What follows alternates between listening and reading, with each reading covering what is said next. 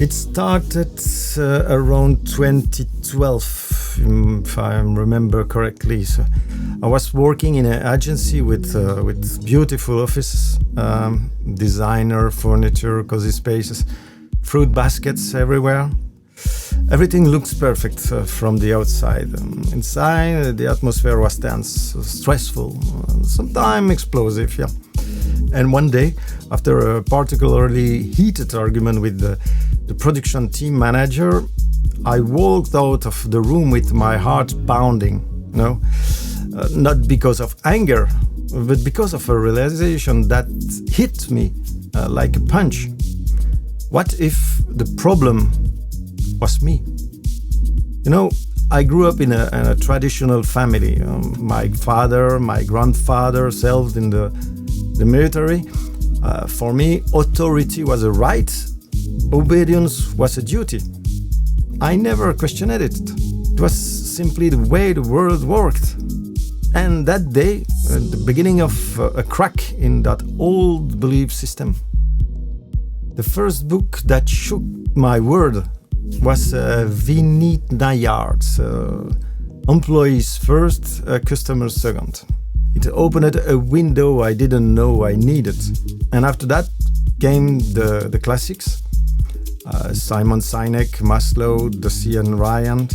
And in 2013, after months of reading, rethinking everything, I drew my first motivation model. A strange resemblance to Daniel Pink's book, isn't it? It was beautiful, yeah, but naive, elegant, but oversimplified. And then my first talk about it was in 2015 at the FIWeb conference in Brussels, and it was terrifying. Yeah, I have a little claustrophobia actually. But it confirmed something inside me. Yeah?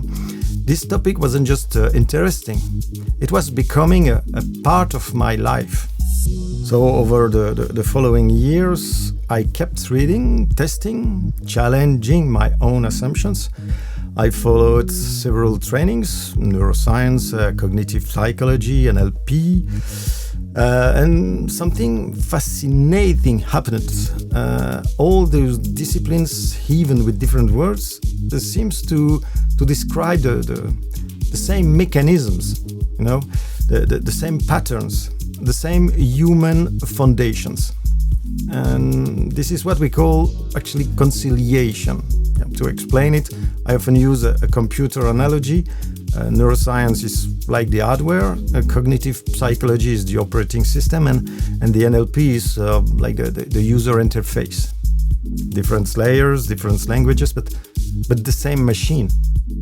And while I was studying all this, I realized something important. Managers and coaches today desperately need simple, systemic, and integrative approaches.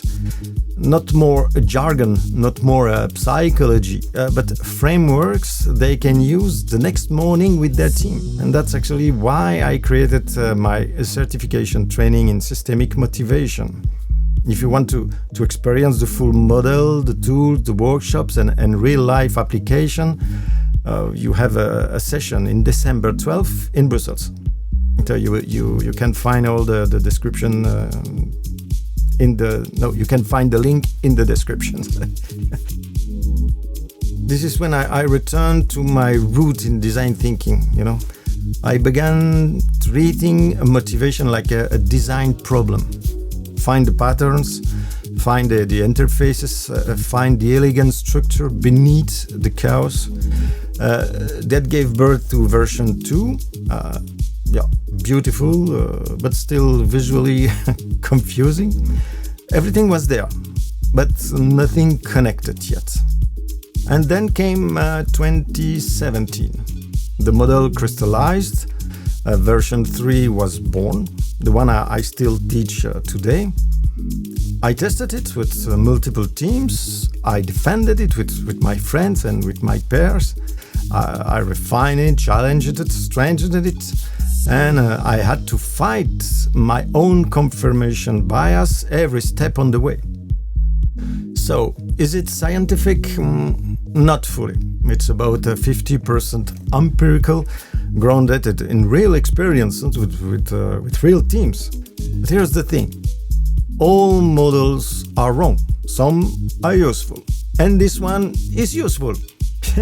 It gives managers something precious. A systemic lens to understand motivation, not through emotions or guesswork, but through conditions, drivers, interaction, and team dynamics.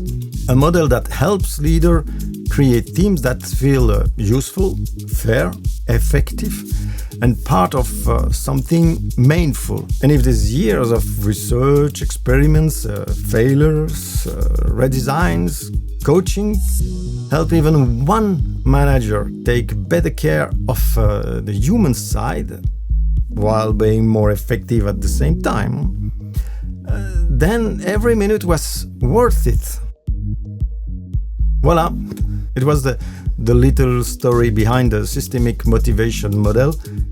Thanks for watching. See you soon.